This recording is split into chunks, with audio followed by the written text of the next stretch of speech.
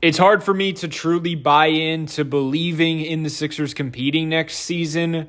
But honestly, with how the Eastern Conference is looking, I feel like that's the only option. It would be kind of silly to just blow everything up right now, considering trading Embiid is going to get you nothing because he has absolutely zero trade value. The same can be said about Paul George. And if you go down the Eastern Conference, I mean, there's no team that you're absolutely petrified of. And honestly, you could say the same about the Western Conference outside the Oklahoma City Thunder. And you see the Oklahoma City Thunder defensively, historic, but offensively, frauds outside of SGA. But back to the Eastern Conference, you got the Cleveland Cavaliers. First off, they play way too many white guys. Max Strus, Sam Merrill, Ty Jerome, Dean Wade. I mean, come on. Way too many white guys. On top of that, it's time to have a conversation about Darius Garland. He's been injured the last two postseasons. To me, they're in the same boat that the Sixers have been in for the Embiid era. Donovan Mitchell is a dog. I mean, he's averaging 40 points per game against the Indiana Pacers, and they're down 3-1 currently as I'm recording this video. They got nice pieces, but honestly, the co-stars, Evan Mobley, Darius Garland, they got that Ben Simmons vibe to them. Oh, they're stars in the regular season, but when it matters most, are they really those dogs? I don't think so. You're telling me the Sixers can't compete if they're healthy with the Cavaliers in a series with Joel Embiid at like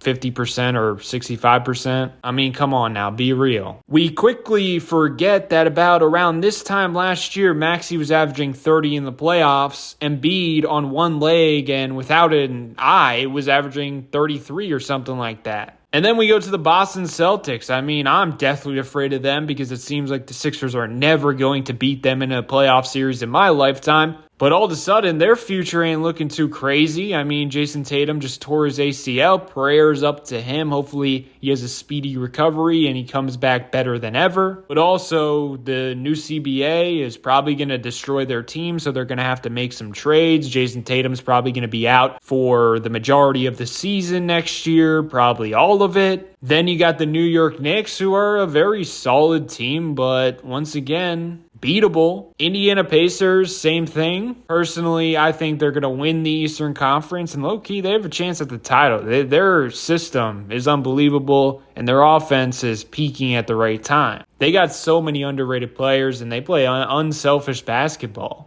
They remind me of the Warriors in a way where it's just hard to match their pace of play. It's hard to match their system. Milwaukee Bucks, I mean, Giannis is on the brink of leaving, and even if he does come back, Dame is injured, and their supporting cast is only getting older and getting worse and worse. Detroit Pistons are definitely on the come up. I think they're going to be at the top of the East or right around the middle of the pack. And then Orlando Magic, I think if they get a guard next to Paulo and Franz Wagner, they definitely can do damage. So those two are probably going to take a jump next season. Miami Heat, I mean, come on now, Atlanta Hawks. So you get what I'm saying. If the Sixers ace this offseason, which is a big if, I'm not going to lie, and if they are able to stay relatively healthy, I mean, they can compete against anyone in the Eastern Conference. And personally for me, getting the third pick and having McCain and Maxey, I just have hope for the future. I'm not relying on this core of Embiid, Paul George, and Maxey to truly get it done because I don't truly believe it can happen based on our past history in the playoffs. So it's kind of like we have a direction to go once Embiid is truly out of here, once we eat up that contract. But also, we have a direction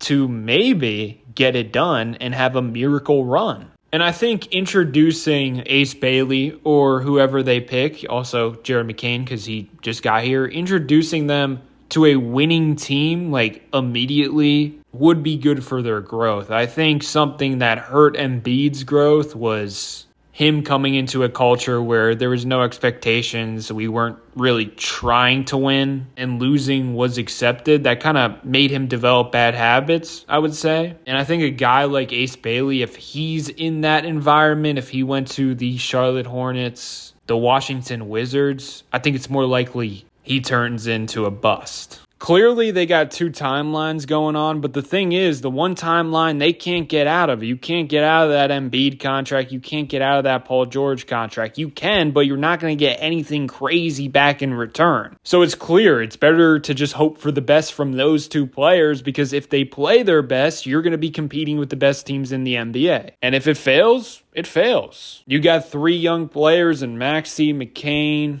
Ace Bailey, whoever it is, whoever they pick. Then some nice young role players like Grimes, Justin Edwards, Adem Bona. You got something to work with to move on to the next era of Sixers basketball. But based on the landscape of the NBA, Sixers definitely should go all in my humble opinion. And just hope and hope and hope and pray that Embiid has one magical run in him, please. It's unlikely, but once again, what else are we going to do? That's all I got. I want to hear your thoughts below in the comments section. Have yourself a great day. Leave a like and subscribe. Check out my other videos, and peace out.